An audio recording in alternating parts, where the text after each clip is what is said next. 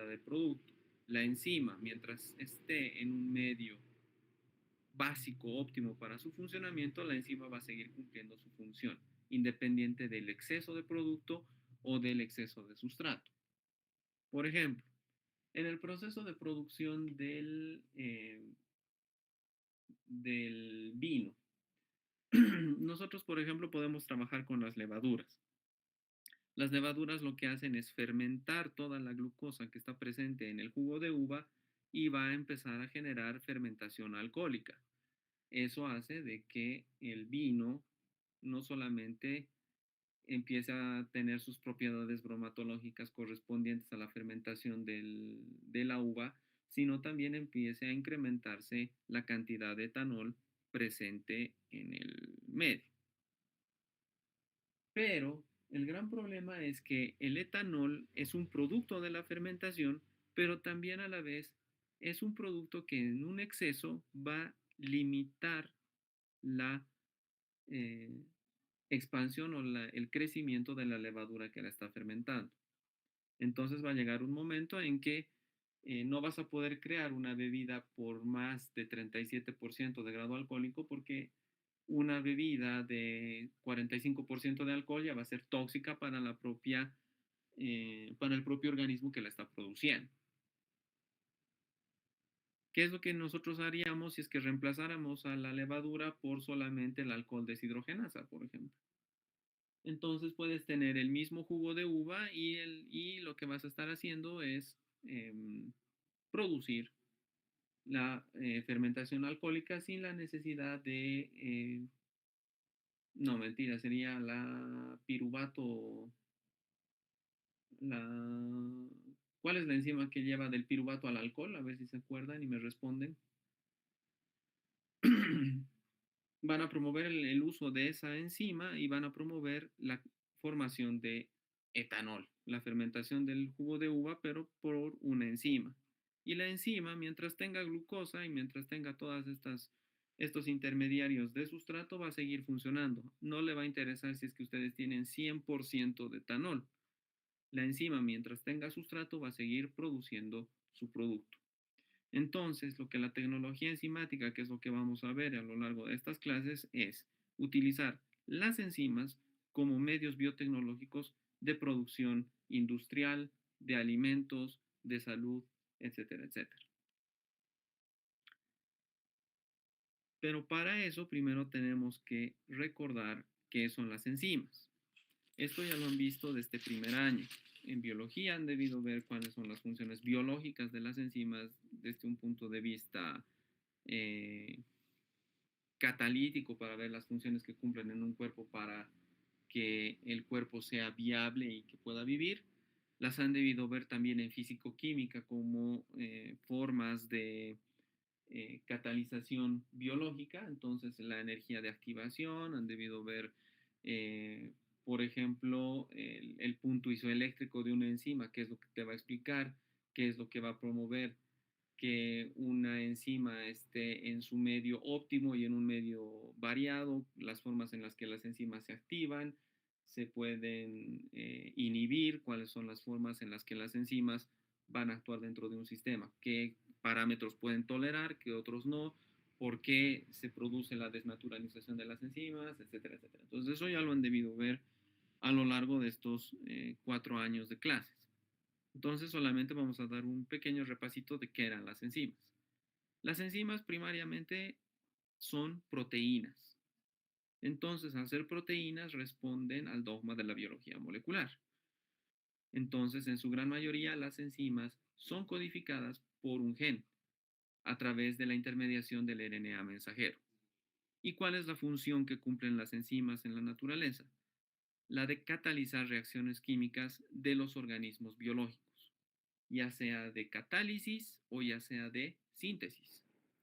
La función común de las enzimas es la de acelerar procesos. Eso quiere decir que en lo que naturalmente demoraría 12, 14 horas, las enzimas lo pueden reducir a unas pocas horas, a un par de horas, 3 horas, etcétera, etcétera. Las enzimas, de la misma manera, son específicas y, por ende, diversas. Como cada enzima cumple una determinada función dentro de un organismo o dentro de un ecosistema, todas las funciones biológicas conocidas tienen que ser a su vez mediadas por enzimas. Entonces, todo proceso biológico utiliza enzimas y por eso se dice que cumplen funciones universales. Y como cumplen funciones en todos los organismos vivos, en todos los tejidos habidos y por haber y en cada una de las células que componen un organismo vivo, entonces están distribuidas en todos los componentes celulares y por eso cumplen funciones universales acelerando procesos. Y a su vez también tenemos que acordarnos de que son específicas a ligandos y sustratos. Por ende también, al ser específicas a ciertos ligandos o a ciertos sustratos, cumplen funciones específicas de manera físico-química, ya sea en términos de salinidad, pH o temperatura. Por ejemplo, hay enzimas que van a responder al calor. Entonces, sus propiedades físico-químicas solamente van a ser activadas ante el estímulo del incremento de la temperatura, ya sea corporal o del ambiente. Hay otras que, por ejemplo, van a responder a la acidez o a la alcalinidad. Entonces, esas enzimas van a ser activadas acorde a la presencia de medios alcalinos o de medios ácidos. Y eso obviamente altera sus propiedades físico-químicas.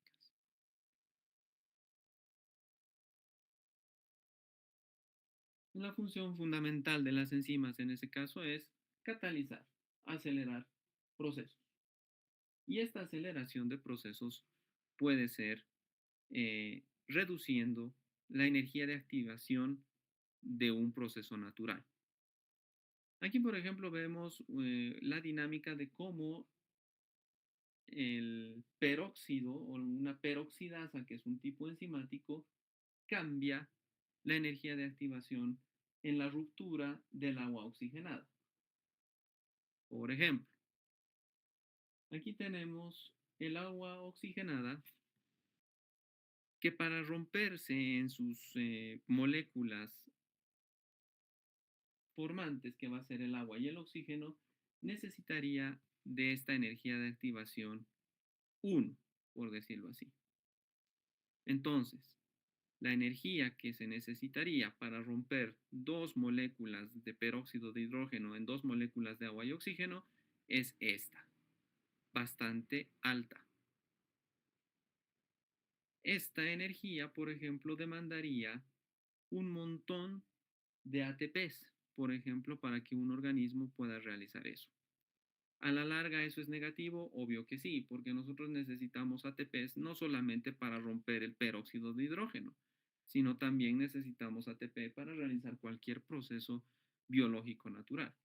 Entonces, la obtención de una energía para realizar este proceso sería bastante alta. Pero, ¿qué es lo que promueve una enzima? La presencia de una peroxidasa. Lo único que hace es reducir la energía de activación de este proceso para poder obtener el mismo producto. En este caso, la presencia de una peroxidasa reduce significativamente la energía de activación que se requeriría para romper esta molécula en sus unidades formantes, en agua y en oxígeno. Eso es lo que básicamente hace una enzima, acelerar un proceso, reducir la energía de activación y por ende hacer un proceso más eficiente.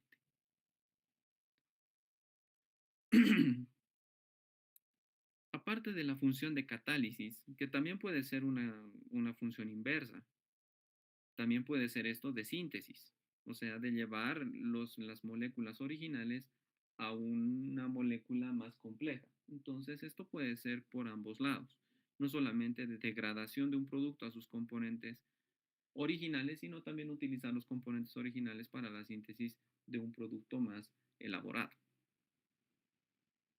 ¿Cuál es otra de las características que tienen las enzimas? Es su alta especificidad. Las enzimas cumplen funciones particulares. No toda enzima es multifuncional.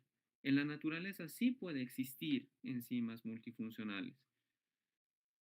Con el uso de la ingeniería genética podemos nosotros mismos formar enzimas multifuncionales. Pero generalmente las enzimas cumplen funciones específicas con determinados sustratos específicos.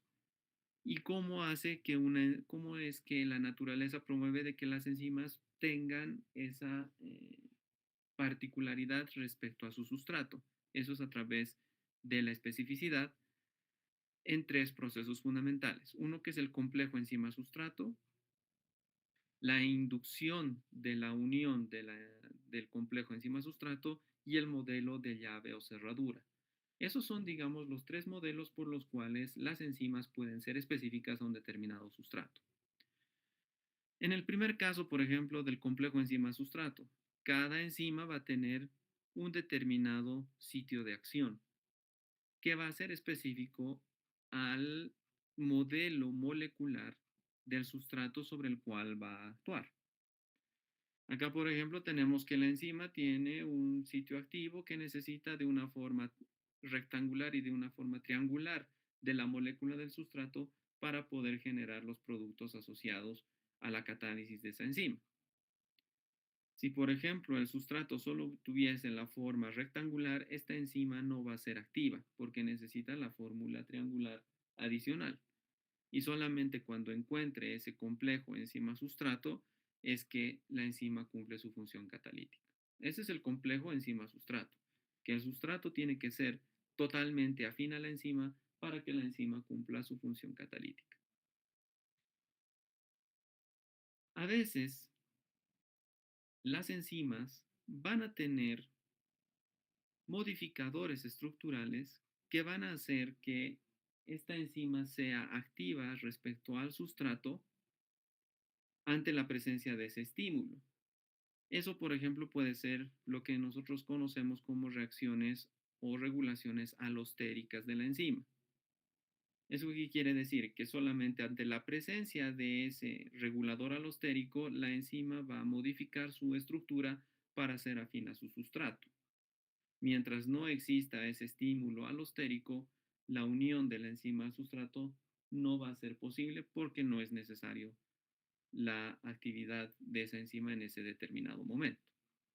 Entonces, acá, por ejemplo, una enzima que tiene una configuración alfa, ante la presencia de un estímulo externo, va a tener la configuración beta óptima para la unión con su sustrato en específico.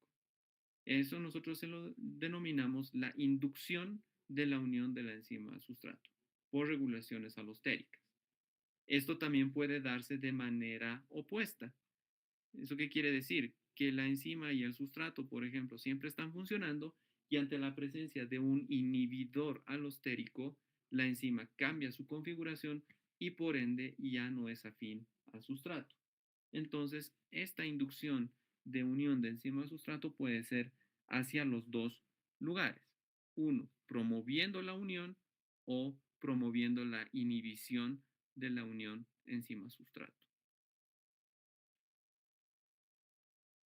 Hay otro proceso o hay otro tipo de mecanismo que promueve el óptimo funcionamiento de una enzima respecto a su sustrato, que es el modelo de llave cerradura. Como lo indica, nosotros cuando utilizamos una llave, si la cerradura es la correcta, la llave abre o cierra la puerta o el cajón o lo que sea. Y ante la ausencia de esa interacción correcta entre la llave y la cerradura, la llave no va a ser funcional.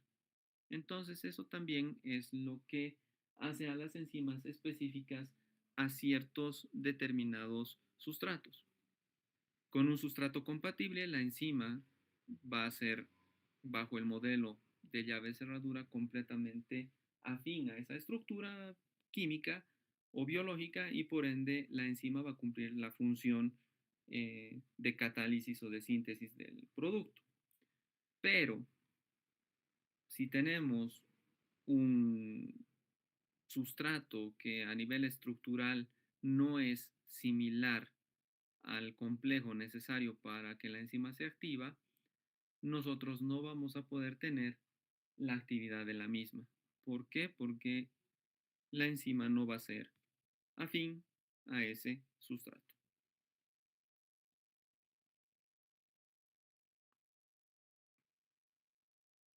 Las enzimas, muchas de estas van a actuar por sí mismas.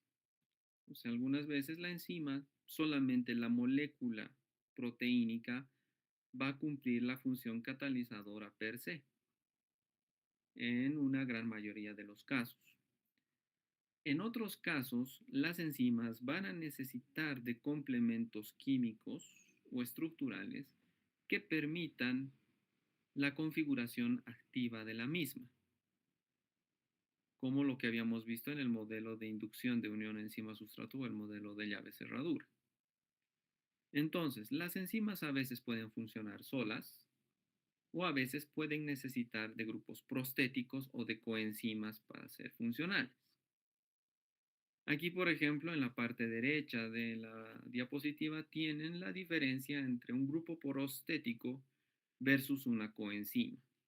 ¿Cuáles son las funciones del grupo prostético de la coenzima dentro de la enzima?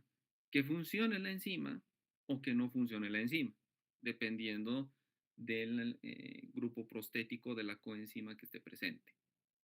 Ante la ausencia de este grupo prostético o de esta coenzima, en algunos casos o en algunas enzimas, estas no van a ser funcionales ni para bien ni para mal.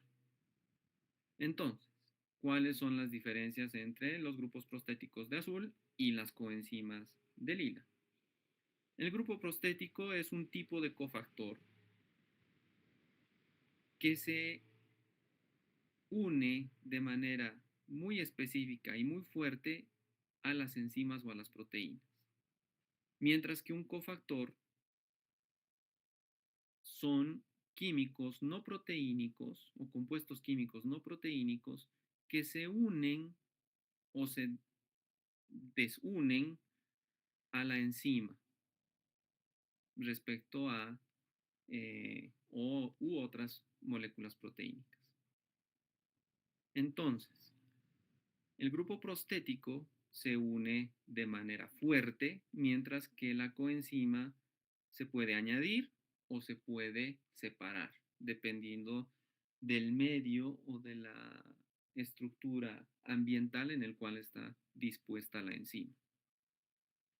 Los grupos prostéticos pueden ser iones metálicos o pequeñas moléculas orgánicas, un azúcar, un lípido, etc.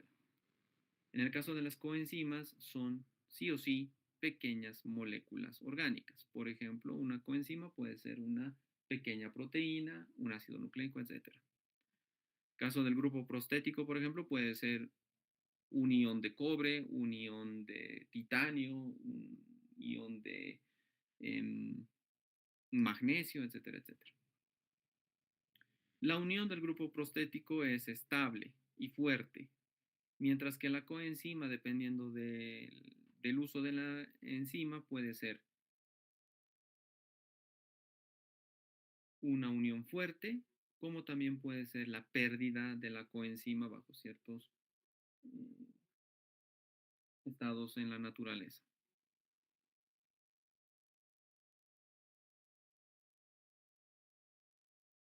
Algunas veces los grupos prostéticos que son basados en coenzimas pueden estar, o las coenzimas también bajo ciertos parámetros pueden ser considerados grupos prostéticos. O sea, muchas veces las coenzimas pueden, si no logran separarse de la enzima, se vuelve un grupo prostético, mientras que la coenzima no puede tener esa capacidad de unirse y nunca más soltarse. Si se une y nunca se suelta, ya es un grupo prostético. Una coenzima solamente necesita estar adherida un cierto momento y luego se pierde.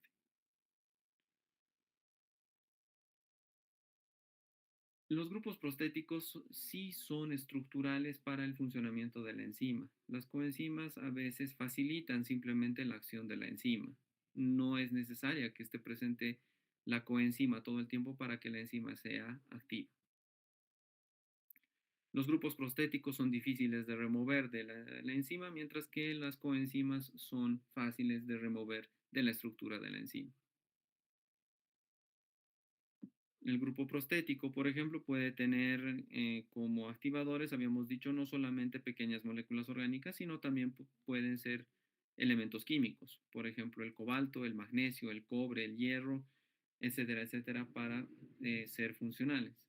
Mientras que las coenzimas ya son moléculas más grandes, como la coenzima A, la biotina, el ácido fólico, la vitamina B12, etcétera, etcétera, que son moléculas más grandes.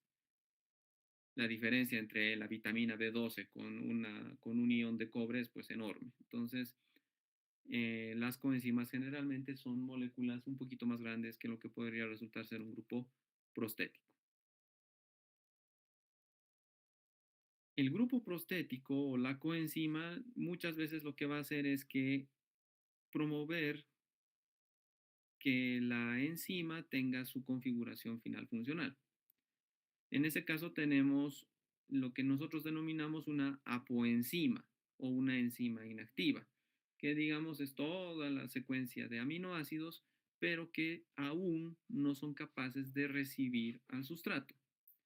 La coenzima o el grupo prostético lo que hace es modificar la superficie de contacto de la apoenzima y juntos formar lo que se denomina una holoenzima, que es nada más que la parte activa de la enzima, que ya es afín al sustrato y que ya puede cumplir la función de unión de enzima-sustrato.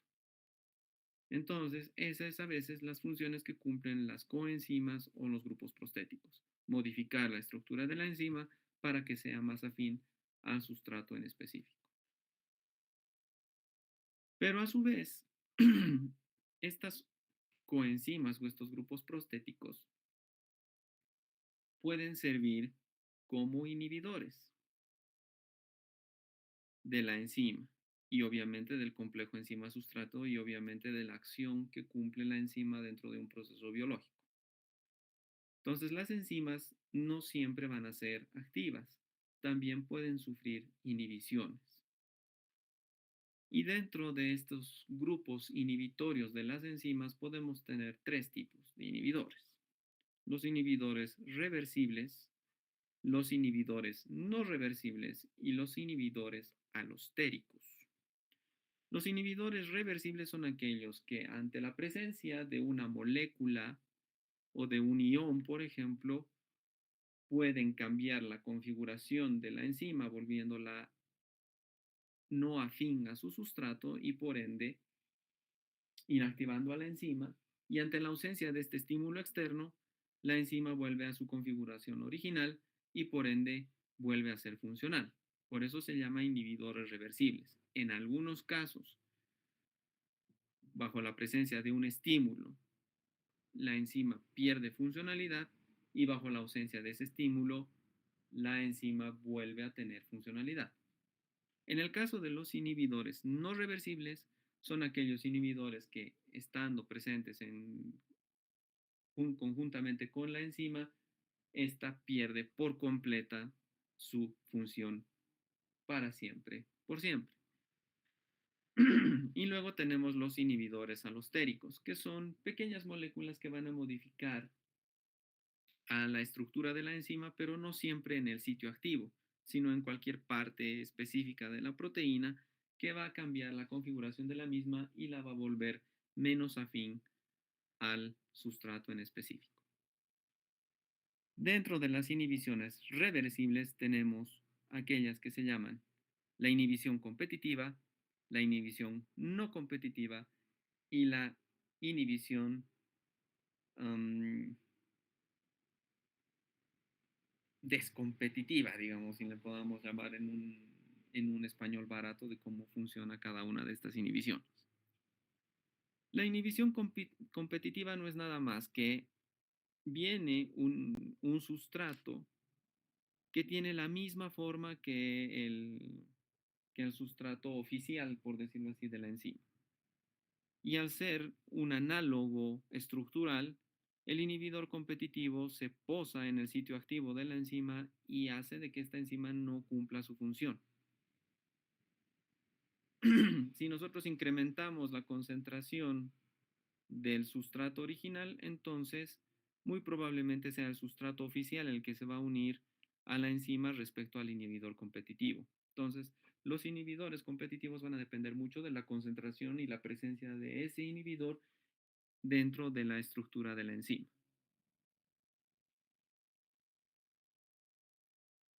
Los inhibidores no competitivos lo que hacen es no pelean por la enzima en el sitio activo, sino simplemente se adhieren a otra parte de la estructura enzimática cambiando la configuración del mismo. Y una vez que cambia la estructura de la proteína, esta se vuelve inactiva respecto a su sustrato y por esa razón inhiben la, el óptimo desarrollo de la enzima. Y la inhibición descompetitiva, por decirlo así, no es nada más que el cambio estructural de la proteína por el ingreso de un inhibidor, pero que no modifica el sitio activo. Simplemente esta modificación estructural inhibe la acción catalítica de la enzima, ya sea, por ejemplo, quitándole el cofactor, quitándole el receptor de electrones o, el, o la coenzima que va a inhibir o que permitiría en un normal desarrollo la acción enzimática normal.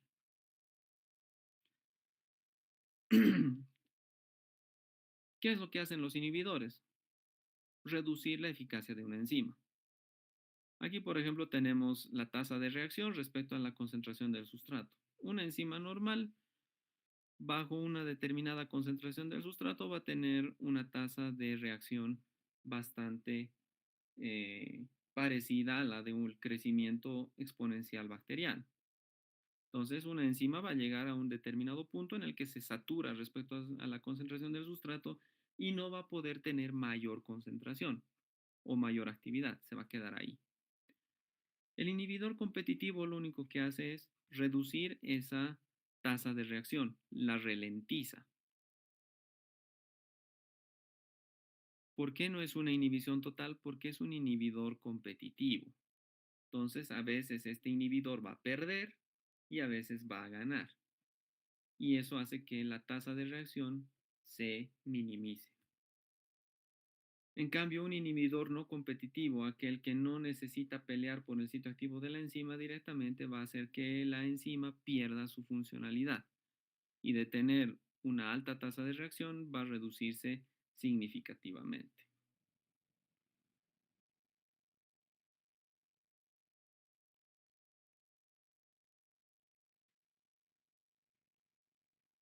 Los inhibidores no reversibles son aquellos que se van a unir covalentemente a la enzima y no va a haber una forma natural de promover la reversión de esa modificación estructural. Entonces aquí, por ejemplo, el sustrato tiene el sitio activo libre y puede unirse a la enzima para para que se realice la catálisis correspondiente. Pero ante la presencia de un inhibidor irreversible, este también tiene un sitio de unión a la enzima que va a prohibir que estructuralmente el sustrato se una a la enzima y por ende ya la enzima no va a cumplir su función natural. Y como este inhibidor irreversible se está uniendo covalentemente a la enzima pierde por completo su función para siempre. No es posible revertir.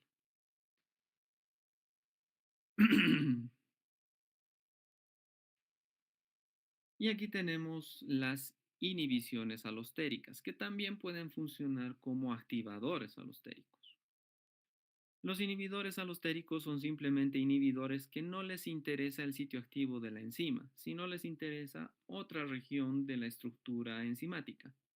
Y una vez que se añadan a esa otra estructura enzimática, promueve la modificación del sitio activo y por ende la afectación de la unión de la enzima respecto al sustrato. Y por otra parte, podemos tener la función inversa, podemos tener activadores alostéricos, donde una misma molécula puede añadirse a la estructura proteínica de la enzima, promoviendo la alteración del sitio activo y volviéndolo afín a su sustrato. Entonces, las inhibiciones o las activaciones alostéricas a veces pueden ser reversibles o a veces pueden ser irreversibles. O sea, un inhibidor alostérico puede, en presencia del inhibidor, afectar a la enzima y a veces puede volver a salirse o puede desnaturalizarse respecto a la enzima y puede volver a la enzima a su configuración activa. Y la activación alostérica de la misma manera puede ser temporal o puede ser eh, irreversible, o sea, activando a la enzima por siempre y para siempre. Y por último, para terminar la clase del día de hoy, nos vamos a acordar de cómo se clasifican las enzimas. Las enzimas, si bien son millones de millones de millones, todas ellas cumplen funciones agrupadas dentro de 6 grupos funcionales, las cuales son las oxidorreductasas, cuya función es la transferencia de electrones de una molécula dadora a una receptora, lo que vendría siendo esta figura de acá en el slide. Tenemos el segundo tipo de enzimas que son las transferasas, que transfieren un grupo funcional de una molécula dadora a una receptora. Acá, por ejemplo, dentro de la representación esquemática de este tipo de función enzimática, vemos cómo, pónganle un grupo metilo, es pasado del sustrato A al producto B. Luego tenemos las hidrolasas, que básicamente las hidrolasas son uno de los grupos más comunes de enzimas que vamos a encontrar en la naturaleza y particularmente en la biotecnología. Las hidrolasas cumplen la función de catálisis, o sea, de romper una molécula utilizando al agua como receptor o dador de electrones. Por eso se llaman hidrolasas, que necesitan agua para cumplir sus funciones y que son generalmente de ruptura de moléculas o de ruptura de enlaces químicos. Luego tenemos a las liasas, que van a ser o que cumplen funciones similares a las hidrolasas, solamente que las liasas rompen enlaces carbono-carbono, carbono-nitrógeno o carbono-azufre. No rompen enlaces peptídicos, porque los enlaces peptídicos van a ser catalizados por las hidrolasas, pero sí pueden romper o pueden catalizar enlaces carbono-carbono, carbono-nitrógeno y carbono-azufre. Por ejemplo, aquí tenemos un doble enlace de carbono que va a ser catalizado por una liasa para que el producto ya no tenga un enlace doble de carbono-carbono, sino un enlace simple carbono-carbono y otro enlace carbono-nitrógeno.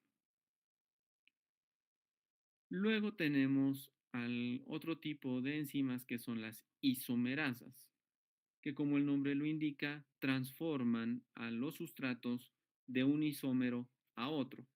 Por ejemplo, transforma una isomerasa de una glucosa a una galactosa. La glucosa y la galactosa tienen la misma fórmula química, C6H12O6. Simplemente la posición de los sustituyentes de hidrógeno van a cambiar en su posición. Y ese cambio simple forma un isómero de la glucosa, que en este caso sería la galactosa. También hay el tipo de isomerasas que cambian las estructuras levo-devo, o sea, de estructuras que están direccionadas de manera derecha, devo a modificaciones estructurales levo, o sea, hacia la izquierda. Luego también tenemos aquellas isomerasas que cambian la función espejo, que han debido ver que existen ciertas moléculas que si ustedes pusieran un espejo, así es como se ve su configuración reversa, que generalmente se las denomina configuración S y configuración E. Y finalmente tenemos el grupo o el tipo de enzimas que cumplen la función de ligación, denominadas ligasas, que catalizan la unión de dos moléculas grandes mediante la hidrólisis de una molécula de alta energía como el ATP. Entonces, las ligasas cumplen una función antagonista de la liasa y de la hidrolasa, por decirlo así. Dado que la hidrolasa y la liasa rompen enlaces, las ligasas unen enlaces. Entonces, las ligasas son generalmente de naturaleza anabólica, de síntesis, mientras que el resto de las enzimas generalmente cumplen funciones de catálisis. Entonces, enzimas catalíticas pueden ser la liasa, la hidrolasa. Anabólicas, o sea, de síntesis, son las ligasas, mientras que las óxidos reductasas, las transferasas y las isomerasas son de modificación estructural entre sustratos y productos. Eso lo vamos a ver cada uno de los grupos a más detalle el día jueves. No sé si tienen hasta acá alguna pregunta.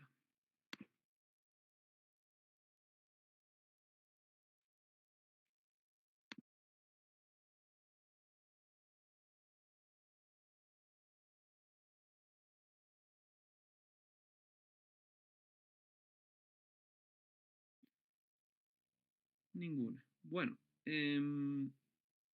ya he subido todas las presentaciones de ingeniería genética, ya están en el drive